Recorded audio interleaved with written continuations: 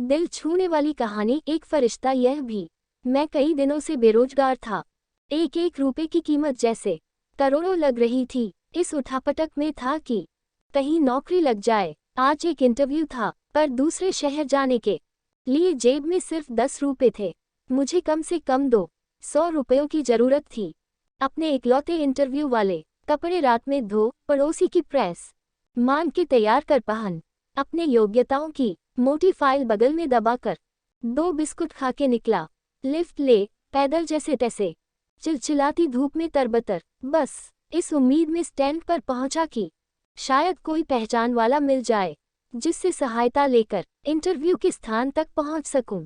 काफी देर खड़े रहने के बाद भी कोई नहीं दिखा। मन में घबराहट और मायूसी थी। क्या करूंगा अब, कैसे पहुंचूंगा? पास के मंदिर पर जा पहुंचा। दर्शन कर सीढ़ियों पर बैठा था। मेरे पास में ही एक फकीर बैठा था।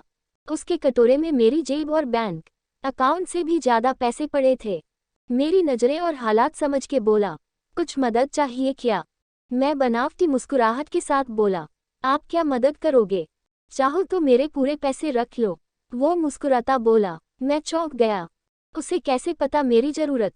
मैंने कहा, क्यों, शायद आपको जरूरत है। वो गंभीरता से बोला, हाँ है तो, पर तुम्हारा क्या? तुम तो दिन भर मान के कमाते हो। मैंने उसका पक्ष रखते हुए कहा। वो हंसता हुआ बोला, मैं नहीं मानता साहब, लोग डाल जाते हैं मेरे कटोरे में पुण्य कमाने के लिए। मैं तो फकीर हूँ, मुझे इनका कोई मोह नहीं। मुझे सिर्फ भूख लगती है, वो भी एक टाइम, और कुछ दवाइयाँ, बस। मैं तो खुद ये सारे पैसे मंदिर की पेटी में डाल देता हूँ। वो सहज था कहते कहते। मैंने हैरानी से पूछा, फिर यहाँ बैठते क्यों हो? जरूरतमंदों की मदद करने। विस्मयादिबोधक चिन्ह, विस्मयादिबोधक चिन्ह, उद्धरण चिन्ह कहते हुए वो मंद मंद मुस्कुरा रहा था।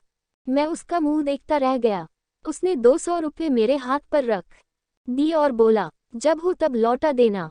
मैं उसका शुक्रिया जताता हुआ वहां से अपने गंतव्य तक पहुंचा। मेरा इंटरव्यू हुआ और सिलेक्शन भी।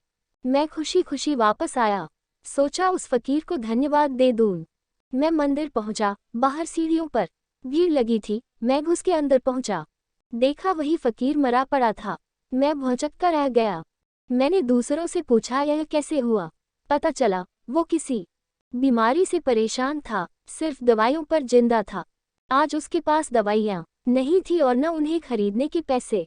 मैं अवाक सा उस फकीर को देख रहा था। अपनी दवाइयों के पैसे वो मुझे दे गया था। जिन पैसों पे उसकी जिंदगी का दारोमदार था, उन पैसों से मेरी जिंदगी बना दी थी।